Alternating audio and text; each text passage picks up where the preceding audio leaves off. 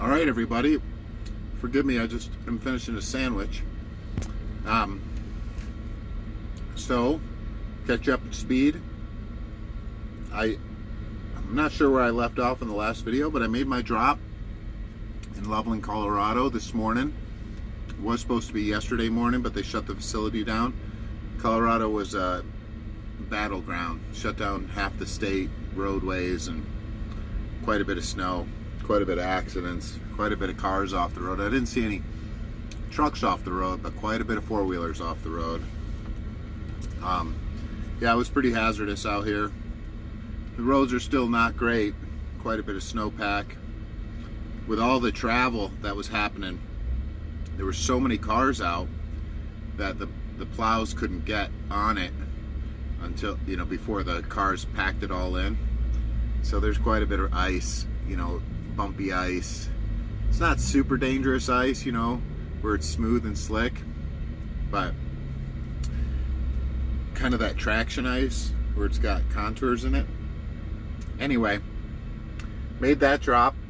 I had booked a load, which was sweet. It was going right up to my house, and then on Monday it was coming back down to the city. So it was like a two-way load.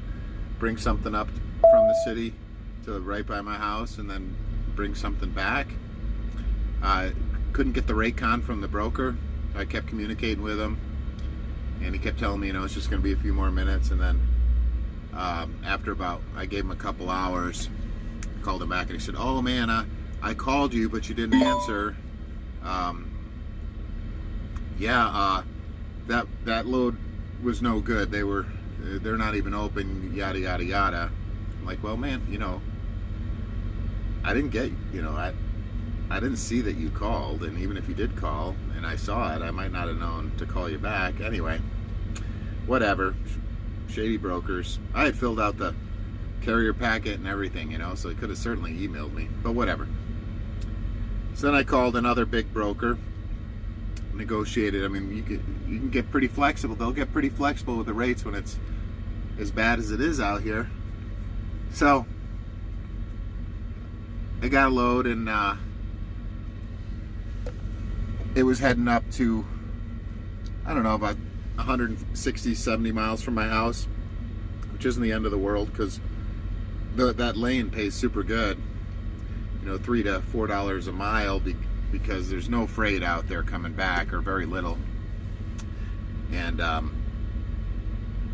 there's two nasty mountain passes. So anyway, I got that booked. The day I showed up to deliver, yesterday, I called, so the facility was closed, so I had to call the broker for my second load, and I said, "Look, I'm on layover. Weather shut this place down." And he said, "Oh, okay, well, we'll just leave you on the load. We can pick it up tomorrow." And I said, "Well, like, I'd rather come off of the load." And he's like, "It's not going to look good on your record, and this is a big broker, one I actually like doing business with. A lot of times those big brokers can be tough. This one pays well, pays on time, communicates pretty well.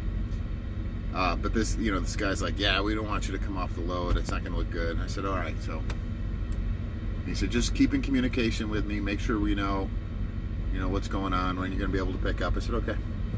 So anyway, next morning I called him up and I said, "Hey, I need that driver information sheet, because I just had cities." And he said, "Oh, you wanted off that load.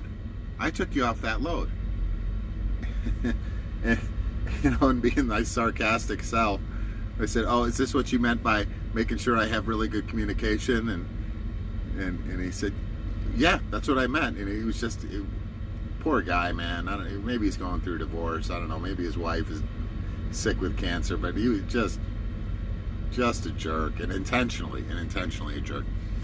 So anyway, I said, "Happy holidays." I hung up the phone, and I knew it wasn't going to be difficult to get another load, because there's, Denver's a day behind with everything getting shut down. So anyway, I did end up booking another load, which is better, going, it's a two-stop, but they're right by my house.